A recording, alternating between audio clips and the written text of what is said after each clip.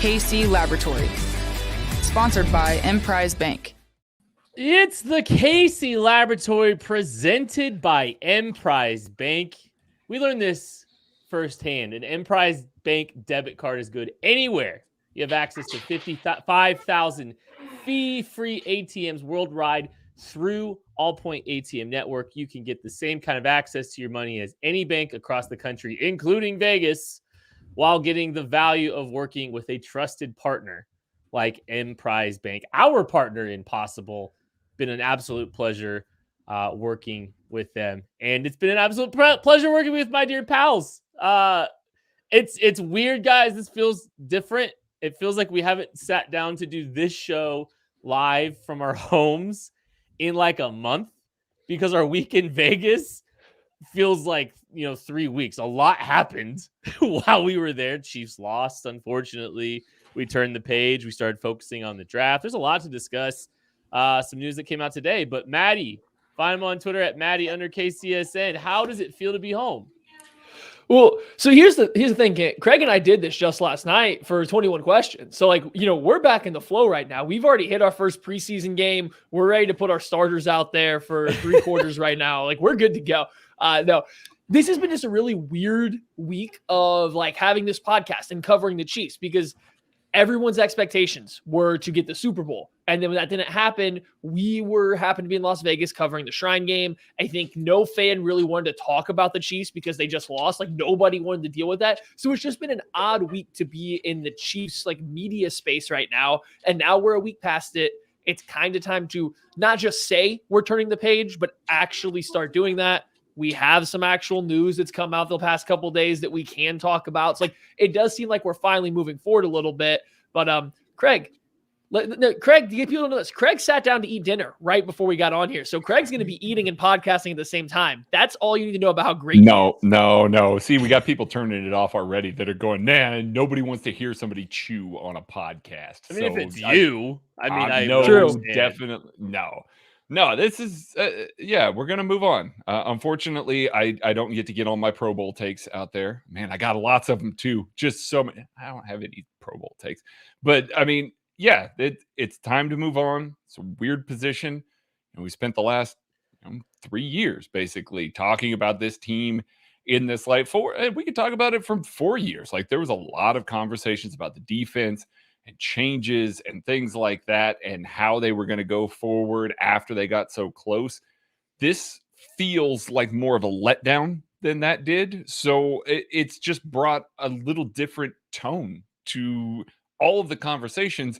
And then you lump on top of that the news that kind of comes out today after Eric Bieniemy interviews for 8 hours with the New Orleans Saints. They decide to go with Dennis Allen as their head coach. It's just been a very odd week for all of this. Yeah, very weird week. Emotionally, I think I've been ready to turn the page. So it's going to be, there's a lot we're going to talk about today. I feel ready to kind of move on a little bit, honestly. And it'll be interesting to see what happens with Eric Bieniemy if they move on with or without him. I'm fascinated to see. There's a lot to uncover with Eric Bieniemy. He has interviewed for 14 jobs. I believe, per our dear pal, Nick Jacobs. 14, and he went 0 for 14. He is shut out again. The New Orleans Saints met with him for 8 hours. Nothing came of it. They decided to stay in-house with Dennis Allen. So it's pretty disappointing, obviously, for Eric Bieniemy, a guy who is, by all indications, beloved within the Kansas City locker room within this organization. Yet again, though, he is on the outside looking in, Maddie. Yeah, and I mean, out of those 14 teams, I'm not sure that he's been much of a finalist for more than a couple. This Saints one, just by, the known rumors and the things you're hearing behind the scenes, seem to be about as close as he's gotten. Maybe you could lump in the Minnesota Vikings job this year because there was some connections there, but that's kind of the most confident that I've gotten a feel from that he was going to get a job, where those two jobs this year, both of them kind of fell through. The Vikings one fell through, it seemed pretty quietly. The Saints one's been pretty loud because it's the last one. Everybody was focused on it. 8-hour interview going late into the night. It seems like he was in a good position to maybe make a run at it. ultimately they go with Dennis Allen, who I think is a deserving candidate, especially for them. Like we're going to talk a lot about, Eric Bieniemy and how maybe he hasn't gotten the fair shake or what we think he deserves. I do want to start off with, I do think Dennis Allen as the Saints head coach is a good hire, something that was well-deserved. So don't take anything away from him getting hired. It's just, this was about as close as I think EB's gotten. And it still ended up falling short. If you listen to some of the reports about what they were looking for, it doesn't even seem like he could have been that close based on things they were valuing, though, Craig. Yeah, that's the part that I'm pissed off about. Like, I mean, seriously, like you're gonna sit here and talk about how, these are the criteria, having the Saints culture and having this winning, atmosphere and everything like that. It's like head coach experience. That's and head coaching experience and stuff like that. That's stuff you made up on the fly because you wanted to hire Dennis Allen. You wanted to hire him from the get-go. And you went through this entire process. You had a whole bunch of interviews. And that's not to say that they were necessarily sham interviews or anything like that. And, that's a completely different discussion that we're going to get into with Brian Flores at some point. Not us specifically, but like the league in general. I mean, like they weren't necessarily sham interviews because it's 8 hours. Like surely they're not just sitting there putting up a face or anything like that. But to come out after the fact and basically say, yeah, none of these guys that we interviewed other than Dennis Allen fit the criteria that we were going to go by. It's so dumb. It's a waste of everybody's time. It's clearly something they came up with to just try and pass it off to the fans, pass it off to somebody who's like, yeah, we really tried, but he fit these criteria. Matt, semi-breaking news. No, I got semi-breaking news from Jeremy Fowler. Dennis Allen had significant support in the Saints building for the head coaching job. Over the last few days, he began to solidify a staff in preparation for it, and then they finally made it official tonight. So he has already been working on a staff for him to be named the head coach. Now, I'm not saying that means that if Eric Bieniemy came in and absolutely blew their socks off, he couldn't have got the job. But to be fair, these guys have staffs. Like one of the questions that you have to answer as a head coaching interviewee is who would you bring with you? What kind of staff and everything like that? I do get that. But if he's building it under the impression that he's got it, like, come on, what are we doing? 8 Some hours? of the players even tweeted out like, yeah, this was known. We knew this was coming. Like it was very clearly Dennis Allen. Yeah, Dennis Allen was getting the job. Listen, the point of the Rooney Rule, one of the points of the Rooney Rule is good faith opportunities, interviews for qualified candidates. Mickey Loomis established from Jeff Duncan. Craig, you retweeted it with a Triple H gif. Saints GM Mickey Loomis established 2 criteria in his coaching search: familiarity with the Saints culture and head coaching experience. Dennis Allen was the only candidate among the 6 interviewees for the job who met both criteria. So you set 2 criteria. And all but one of your candidates actually fits the criteria. What about that screams good faith? It doesn't. Honestly. It doesn't. And it doesn't. With all the stuff we've heard But here's the funny week, part. I mean, Eric Bieniemy wasn't a Rooney Rule interview. They'd already fulfilled the criteria by the time that he interviewed on Sunday. They'd already fulfilled that criteria. So I don't with someone else that also didn't fit the 2 criteria that they gave. Yeah, exactly. I just don't understand what the purpose of it is. 2 of their guys did fit one of the 2 criteria, you could argue. Aaron Glenn coached there, played there. You can absolutely say he gets their culture. But not a head coach. No, he wasn't. No, he wasn't a head coach. Nobody else has the head coach part. I fully understand that. And then Eric Bieniemy, he lived in New Orleans till he was 10. I don't know if that counts as understanding the Saints culture, but you could make a small leap of faith or jump there to say that it does, right? So I do think Aaron Glenn and Eric Bieniemy were real interviews. I do think that they were given, I don't even know if it was a completely fair shake because I think that job was going to be Dennis Allen's. I think they gave guys a chance to completely blow them away. And I don't think you can be mad about that. I understand the point of the Rooney Rule, and this doesn't seem like a terrible version of that. We know who we want to hire, but we're going to give guys a chance to make us change our minds. And nobody got there. Whether you want to say that's fair or not, that's a different story. But I don't think they were just going through the motions, though. I don't get that feeling. I think what Mickey Loomis said was worded incredibly poorly. And if that's legitimately what he meant, they're like, okay, like, yeah, I mean, do whatever you have to do with that. But I do think that Glenn and Bieniemy got a chance to wow them. and it fell short of the wowing to where they felt more comfortable keeping Dennis Allen in-house. You can say it's a bad process. You can't agree with it. That's fine. But I don't know if this was necessarily just a throwaway interview, such as some of the rumors we've heard about with Flores and how the Denver Broncos treated him or some other teams. I'm not trying to say it's a throwaway. It just that messaging is just, it doesn't hold water. You gave 2 criteria, and 5 of the 6 candidates that you list only can fit one of them potentially.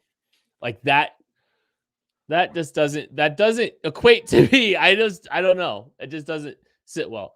So, okay, let's talk about Eric Bieniemy's kind of outlook here. So let's look into the future.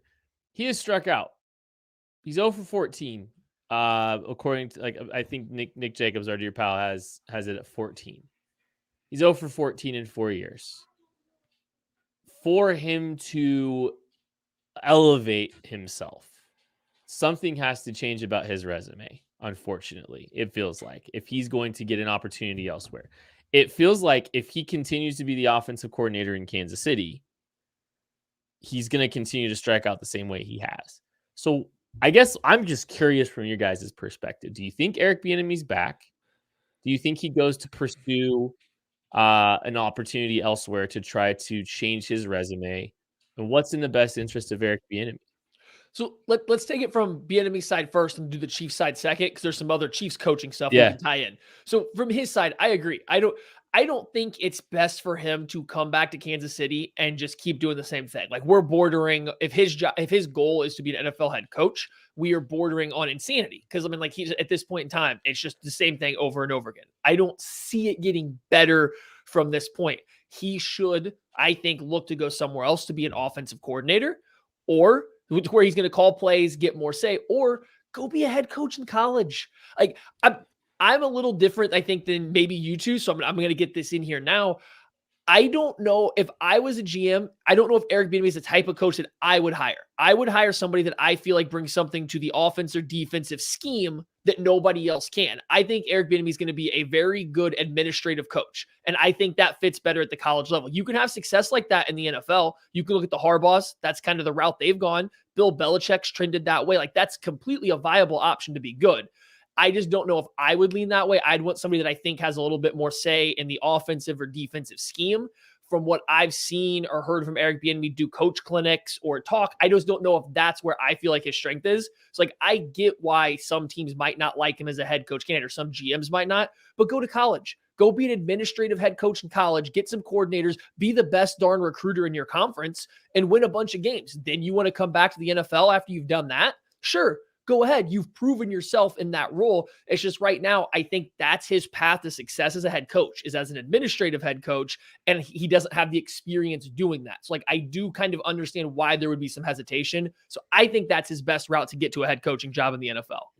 I mean, in the NFL has basically told you by the types of guys that they've hired in front of him. You know, they're looking for these guys that call plays, do play designs, things like that. And, you know, for everything that we say about what Andy Reid's tree is, there are going to be some natural comparisons to guys that have left before him, whether that's fair or not. If you look at Matt Nagy and the way his offense didn't really evolve outside of Andy Reid, he was kind of still running the Andy Reid playbook in Chicago 4 years later. It didn't really evolve or change. You may look at Eric Bieniemy and say, hey, listen, you also aren't calling the plays. You're more of an administrative guy. Maybe we are looking for somebody a little bit different. Now, there's all kinds of coaches that have been hired in this time period that were also terrible as a defensive coordinator, terrible as an offensive coordinator, or administrative guys that were also bad. So the argument, you know, is what it is. I get it, kind of, but the NFL has also looked the other way for a whole bunch of different guys. It's unfortunate that it is stuck here. The report from Tom Pelissero, Eric Bieniemy's out of contract.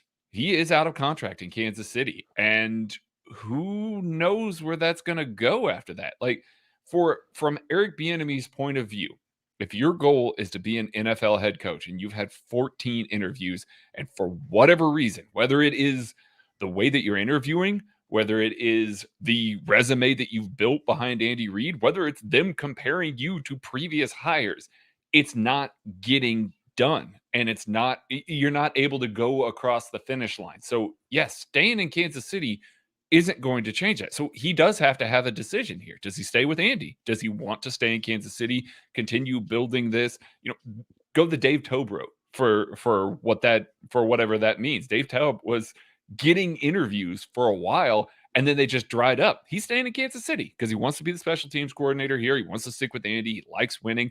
Maybe that's what Eric Bieniemy wants to do. Maybe he wants to be a head coach. And if he wants to be a head coach, I just don't. The NFL has told us now that being Andy Reid's offensive coordinator, if you're Eric Bieniemy, doesn't mean much. And they obviously want to see more. Now that he's out of contract, that is a very delicate balance and a very interesting situation that's going to develop over the next couple of weeks, probably. Well, David Culley left the Chiefs to diversify his portfolio as a coach with the ultimate goal of trying to become an NFL head coach. He received that opportunity. He was, I think, unfairly let go. I think he did a fantastic job. Oh, insanely unfairly. Look at that roster. It was ridiculous. I think they did a great job. I think he did a great job of winning 4 games in the situation in the hand he was dealt. And now his defensive coordinator is getting the job. I mean, David Culley, he left KC to try to, kind of show and spread his wings a little bit. I wonder if that's the route for Eric Bieniemy. Whether or not, I mean, look, Eric Bieniemy, like the Chiefs have done everything they can to try to elevate his position, his profile as a coach. They have bordered on the line of whether or not he calls plays or not. He relays the plays in from Andy. That doesn't mean that he's not a valuable piece to the organization of this offense. He's the guy that's creating accountability. He is creating an organizational plan within that offense. That doesn't mean, it doesn't mean he's without value. It's just he's not the true play caller. I mean, like I know Andy's never full out said that. But if he's gonna continue to elevate himself, he might need to go a place where he can call plays to flex that way. He might have to find something to kind of mix some things up for him. And it's a shame because you talked about the offensive coordinators. The last 2 offensive coordinators for this football team have had coaching positions. Mm-hmm. Is there a spot out there that you guys like for Eric Bieniemy? Off the top of the head, no. Hey, how about New Orleans? Maybe the last 4 hours of that interview were them interviewing him for their offensive coordinator position. Hell, who the hell knows? Not off the top of my head. What about jumping to Jacksonville with Doug? I don't know if Doug's going to give up play calling duties, but the NFL's a game about who you know. Doug and Bieniemy obviously know each other. They would mesh well. That would give him a chance to, maybe you're still not going to have like the complete freedom to call the plays, but you would probably get more involved with that offense if it rebounds with Doug. I don't know, that's just one option. Like that's really one of the only ones that's open. No, I could definitely see that. I could because you turn that offense around, you're going to be a hot candidate. So yeah, that's just the only one in the NFL that I see. Besides that, if you don't feel comfortable with him as a head coach, I don't know why you'd feel overly comfortable with him as an offensive coordinator. Like that's my thing is I don't know where that difference is going to be. That's why I think I'm leaning towards the college level just for him to be a head coach there. I think he could get that, maybe not this cycle, but next cycle. But if not, Doug Peterson, that job's still open as far as I know. Like that's the one that I see as maybe, a possibility for him. Yeah, maybe. It's interesting. It's disappointing. I feel bad for EB. And honestly, we can talk about the EB side of it a little bit more if we want, but I think it's probably time to move on and talk about kind of the Chiefs side of it because Mike Kafka also out the door as well. Some believe that, he was well on his way to becoming the offensive coordinator of the Kansas City Chiefs. He leaves to become the offensive coordinator with Brian Dable. I think it's a great hire, and I think that's a good fit for Mike Kafka too, to kind of get 2 perspectives from 2 guys that have built some high-powered offenses in this league. What are your overall thoughts on Kafka being on the way out here, Maddie? I don't like losing Mike Kafka. I think we've heard for years now, whether it started out behind the scenes rumblings from within the team that they liked him. They tried to protect him. Then last offseason cycle, it became public knowledge that he was a guy that was rising, that the Chiefs liked, the Chiefs were keeping close. He was the next guy. This year comes and goes, and all of a sudden, out of kind of nowhere, he's pulled off by somebody else. And the rumors were that he was being protected by the Chiefs. So to lose him, to go to, Dable, who I don't know if him and Andy are like, I mean, I'm not saying they're not friends, but I don't know if it's not like I don't know if he's doing Dable a favor by giving Mike Kafka, a guy that's supposed to be a rising star within his tree on his team, if he's just sending him over there to do everybody a favor. So I don't know what to make of it. I will say, and we're going to get more to this in a second, but I will say, I don't dislike the concept of opening up coaching staff options for this team if it's going to bring in new blood. I like Mike Kafka. I think he's going in the right direction in this league. I think they've had a lot of the same voices for a lot of years now. If that means you have to move on from Mike Kafka to open up a door for somebody new that is not an Andy Reid guy to come in, I think that's a sacrifice I'm willing to take at this point in time. Brian Daboll has said that he's not calling plays with the Giants. So Mike Kafka took a position where he's going to call plays. That is worth noting with all this conversation about Eric Bieniemy. He saw that he needed to get out and do that himself. Now, who knows what's going on behind the scenes? I'm not going to speculate or anything like that. But from the surface level, it looks like a guy who wasn't going to call plays, even if he was the offensive coordinator in Kansas City, and pretty much guaranteed that he was going to get head coaching interviews as the offensive coordinator in Kansas City. Maybe he's reading the tea leaves. Maybe he's hearing what's going on, and he's saying, listen, I know I've got to strike out on my own. Brian Daboll is a good coach. I know he's a good coach. I know I'm going to be able to trust him in New York. Daniel Jones is a quarterback. I believe he's a quarterback. Yeah, he qualifies. There's going to be some changes that are going to come within that offense, I'm certain. And he gets to be a part of building it. So he may be looking 2 years down the road and saying, hey, listen, I see how the coaching interviews are going. I see how the hires are going. I'm going to get out now. I'm going to take this opportunity to do it. And maybe he just had that conversation with Andy, because Andy's not going to stop these guys from getting out. Like him protecting Mike Kafka, it was also with the promotion.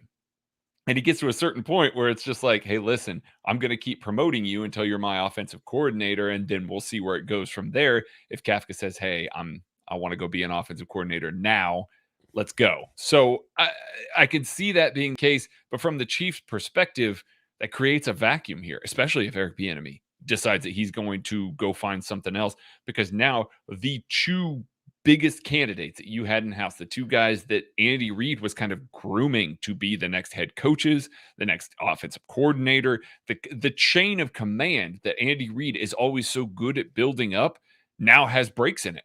And there's a lot of questions about where that could go. We know he doesn't like to hire outside of his tree, but he may have to, just because of the availability of some guys that are going to be, coaching staff here in 2022. I'm really curious to see what Mike Kafka does with Mitchell Trubisky with the Giants next year. It's interesting. Kafka, I said a quarterback. A quarterback. I'd rather Mike Jones or Daniel Jones or Mitchell Trubisky. Really quick, Maddie. Daniel Jones is not even Dan close. Jones. Okay, Dan Jones. I literally can just run a read option offense with him. He's somehow the most successful running quarterback in the NFL ever. Efficiency, yeah. Real quick on Kafka, he's 35 years old in July. I think that there was a chance, because if you think about it, the one thing that we haven't talked a lot about with the Mike Kafka situation is he's been Patrick Mahomes' quarterback coach from Jump Street. Yep. He is the guy that when Mike Kafka was the guy working with Mahomes day in and day out, while Matt Nagy, I believe, was he the quarterback coach then in 2017? Is that right? Was that check out? I believe so. I'm searching. Keep talking. He wasn't officially. I don't think he was officially the quarterback coach until Mahomes' first year in 2018. So he was kind of working on the side with Mahomes that first year, and and so that was like his guy. That was the the guy that kind of carried him throughout. So I honestly, when I read between the tea leaves on that, I honestly thought that there was a chance that Mike Kafka was eventually going to be like the head coach in waiting for this organization, because he's 35 years old. I thought that there was a chance that this was going to be a Mahomes Kafka battery 5, 6, 7, 8 years down the road when Andy Reid finally retires. That's what I thought was going to happen, honestly, if I'm being real. I think a lot of people did. And so you see him making a jump to an offensive coordinator position. Maybe this could be a good growing opportunity for Kafka if he's getting to call the plays. He's getting kind of be influenced by Brian Dable in a different perspective. And maybe the door isn't closed on a Kafka Mahomes battery at some point. Mhm. But it was disappointing, because I kind of was hoping to see that. Honestly, I think they thought Eric Bieniemy would be getting a head coaching job by now. And I think they we all thought the did. cycle was going to I be think we all did. continuing, and we could have seen the career arc and for Kafka and how it would have played out. I think it would have been more difficult decisions coming up to the point of, all right, well, Andy, what you going to do long term? Kafka, do you want to stay here and Josh McDaniels it for a few years? I think that was in play. Now it's not for now. We'll kind of see where that goes. Anything on the offensive staff moving forward, Maddie, that you kind of wanted us to address? A bunch. All right. I asked Craig this yesterday live on the podcast, and I've done a little bit of research, not every single thing, but I'm going to ask you, Kent, who is since 2013, who is the non-Andy Reid coach that the Chiefs have brought in that's made it to any position of any kind of prominence? I don't mean like an assistant offensive line coach or like a special assistant to somebody. Who's the last coach outside of Andy Reid's tree that they've brought in? Or can you name one since Andy got here?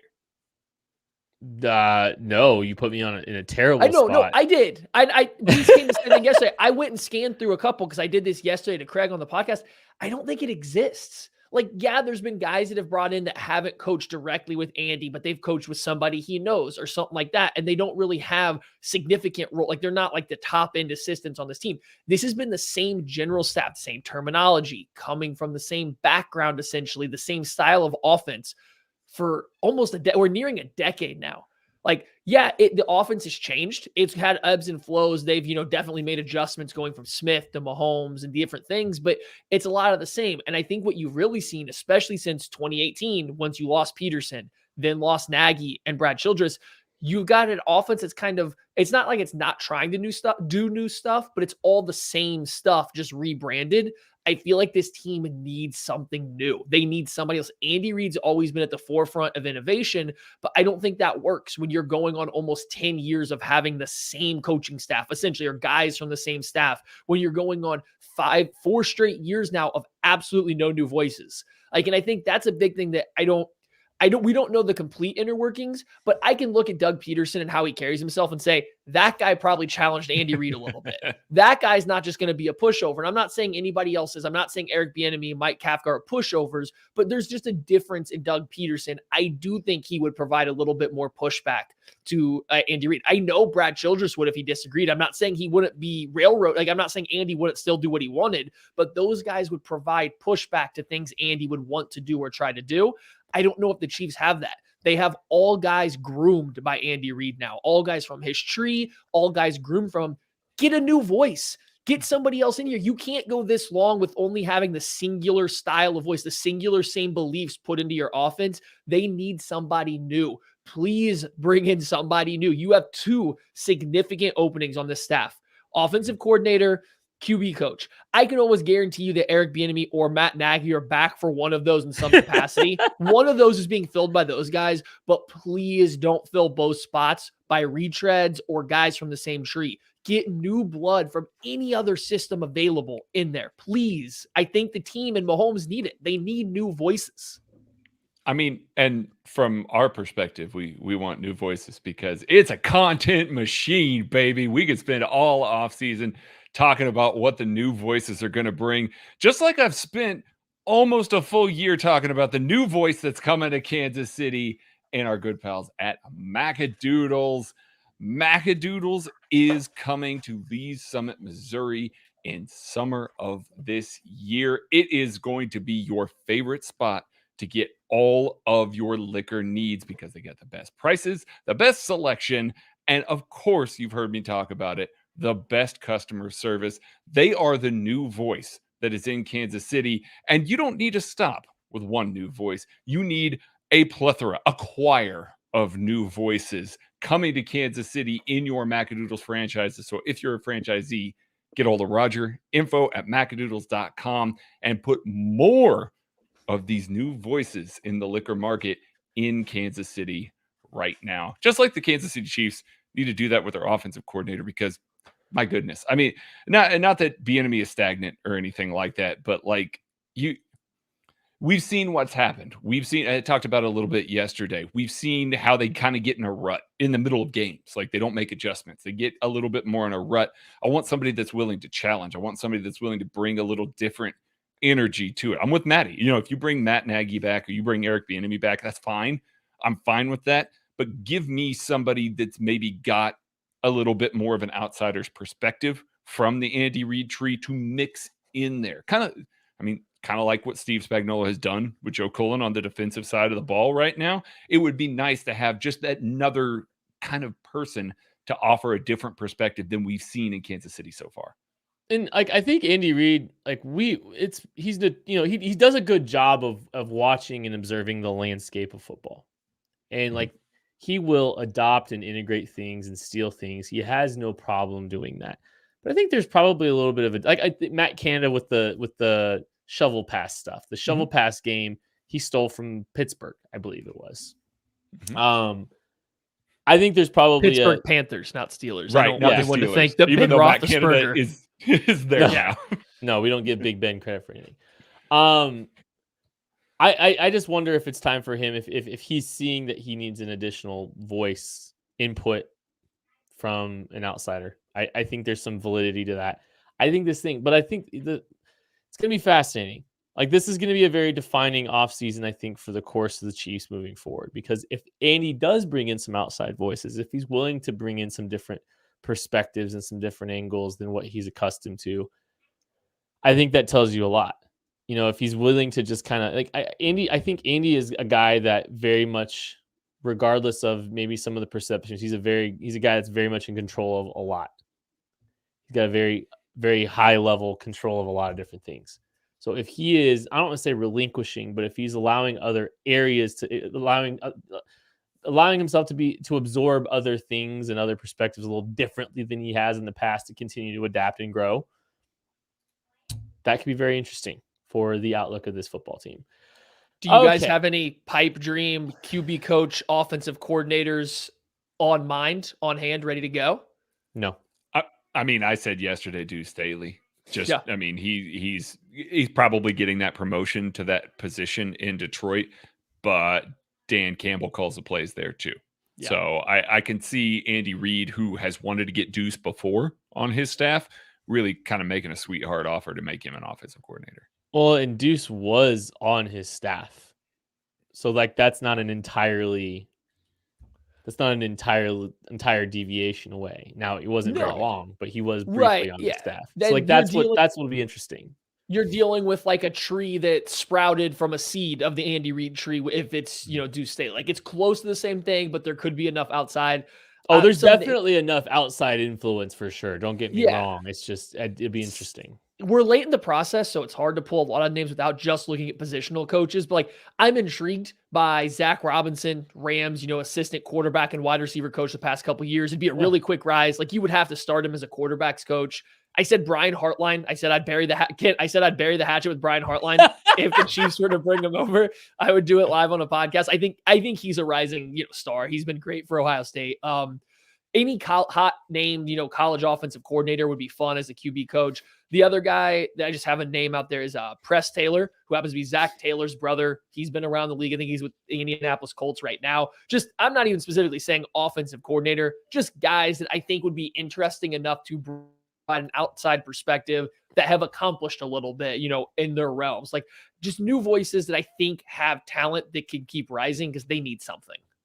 We just got in the chat here, Deuce Staley, not promoted, just reported that they are promoting their tight ends coach, Ben Johnson. Deuce Staley ran Senior Bowl practices for that team. So, buddy, you want to make me real happy. Give me any of those guys I mentioned as a QB coach and give me Deuce Staley as an offensive coordinator. Because I think he's got to go OC to get pride away. Because he's got a title. I think it's the run game coordinator or something for the Lions. He's running back coach. Yeah, and title coach. But you pry him away to be offensive coordinator, and then you bring in one of those names or any other hot college coordinator coach in. I don't know. I'd be real happy. Then you could slap Matt Nagy in the chili roll, spread game analyst or whatever. Spread game analyst. Yeah. So that's Nagy. Yeah, we'll have to monitor that. We monitor a lot of college football players this week at college all-star games. We've watched a lot of film from both the Shrine Bowl and now got a little bit of a look at some of the Senior Bowl players as well. And we're excited. I think this has helped me turn the page. This has been a therapeutic week for me. Kind of getting to watch more guys. I'm sorry, but if you're watching the video, by the way, I'm sorry. I have like an allergy or something and my nose is like killing me. So if you see me like scratching my nose, I'm sorry. I'm doing it profusely. This is making for great audio, I know. Anyways, though, I want to talk about some of the college prospects that we saw this week, but I want to kind of speak high level because we got a lot of time. We got a lot of shows over the next 4 months to kind of go over this, but I want you, after watching some of these college all-star games, I just want maybe some positions that you're most excited about, some of the players in those positions if you want, but some position groups that have really stood out to you, kind of getting, a perspective of some of these college all-star games. Maddie, give me one and give us one off the top. I just think the defensive line group as a whole, like trying to narrow it down, like with just the seniors, it's kind of limiting just because you are dealing with only seniors at these, these all-star games. But the defensive line, I've watched enough of the Senior Bowl tape now. We were obviously at the Shrine Bowl, like seeing all the defensive line talent at both of those places is just wild. Some of those guys that were at the Shrine, in most years, half those guys would belong at the Senior Bowl. Like that's how good some of the guys were there. So much talent. You got edge rushers, you got power rushers, speed rushers. I mean, you got guys of all shapes and sizes. I can't remember a draft class that had such a deep roster of defensive linemen. And that's crazy because I think coming into the offseason process, the defensive tackle class was kind of seen as weaker and one of the weakest spots going into it. But as you've kind of adjusted, you've seen some of the, like Devontae White out of Georgia now got a chance to showcase his ability as an actual 3-tech. Travis Jones out of UConn is getting to go up against better competition. Marquand McCall, somehow nobody knows about him at Kentucky despite having a great defense, but then he shows out there. Matthew Butler, same thing with Tennessee. Like all these guys are coming out of the woodwork, whether they're changing position, showcasing it versus different level of competition. Just the defensive line unit as a whole in this draft is going to be great. And that, that settles well for the Chiefs, who need like 8 defensive linemen to join Chris Jones on the roster next year. Yeah, I think the position that really showed out the most, which is typical for these all-star games, was the wide receiver group. But I think you got to see it with a number of different guys. We got to see Kyle Phillips, UCLA, kind of a slot receiver, really put on a show. We talked about him a lot while we were there in Vegas, but it's worth keep talking about him because he was just that level of good. Christian Watkins, North Dakota State at the Senior Bowl, was an absolute monster. Showed up, played really strong, played like a big body dude, but he has the athleticism he's going to test out the building. So it's going to be another guy that's probably going to go higher than some people expect, but a guy that could translate quickly. This wide receiver class as a whole was good, and we knew it was good, but seeing some of the guys that have really risen over the past, week or so. Listen, we didn't even talk much about a guy, Charleston Rambo or Toure out of Nebraska that we saw at the Shrine game. And both of those guys had really good weeks. Like they really raised their stock in those situations too.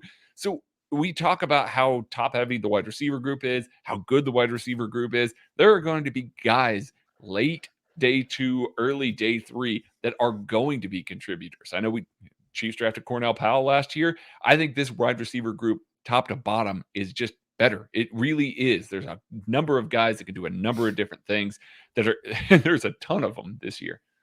I mean, they kind of always, like, there might be a little bit more scheme specificity to the order which some of these guys go, because like I think there's probably a pocket where there's some good value there.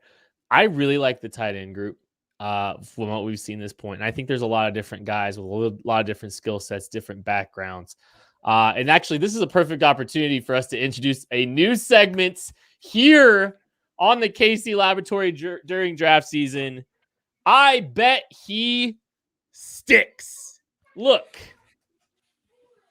there are some draft prospects on day 3 of this draft that are going to play for a long time in the NFL. They're going to find a role.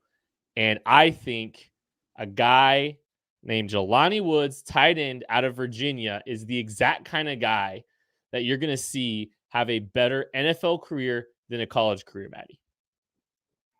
I would agree with you. This guy's massive at 6'7", 275 pounds, playing tight end. But then you watch him move, and he's not going to be the quickest or the shiftiest guy given the size. But you watch him run vertically down the seam. You watch him run some of these in-breaking, bending routes, and he looks almost like a gazelle the way he moves at that size. And I'm not, like I said, it's not quick, but he just covers so much ground. And then you throw the football to him. Guy's got Velcro for hands, and unlike everybody else on the field, like he can legitimately stand and reach, a basketball rim. So like he's already got this height advantage. If you're looking for a big tight end to be a threat in the red zone, to run the seam and eat over the middle of the field, Jelani Woods is that guy that can, walk in on day one and do those things for you. And every NFL team wants and needs a guy just like that.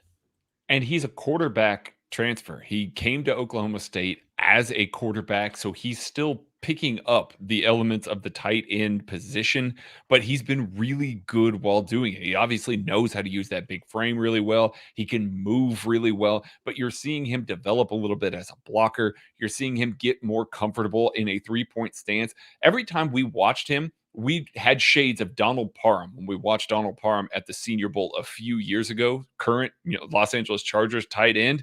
Donald Parham didn't look quite as good in a three-point stance, getting out of a three-point stance as Jelani Woods does. And we've seen what Parham has been able to do in that offense. I think that Woods has a chance to really translate really well to an NFL offense and keep growing. I think his ceiling is just sky high.